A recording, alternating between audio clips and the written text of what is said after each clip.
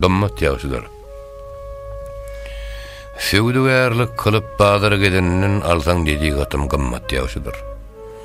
Hatym bolup günne gyzyl berenden köňüllü edilen ümmet ýagşydyr.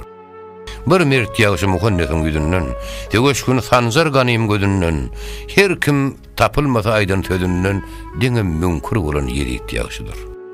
Haýr işin terk edip betiş aýylandan, dost bolup dostundan sarın gizländen, Hudaany unutup yalan sözlerinden lakin lal oturup dammak ýagşydyr. Kadir eýem, jismimiz bar eden, biýakyllyr hakişine ar eden, bimahal salıngan bozuk köprüden cehennem üstüne sırat ýagşydyr. 5 wagty bir jaý kıl, musulman bolsaň. Bilip ahir ýeten gamyny iýsen, janyň barlygyna haýyr gazansaň, rahat ýatjak geriň kümmet ýagşydyr. Söz magnyty çykar bir ýagşy zaýdyn. Bihabarlar aýra düşer Hudaýdan, 5 wagty bilmegen bihabar baýdan, ersiz pirsiz Allah'la arvat ýagşydyr. Magtym boly. Gördüň ýagşy ýamany.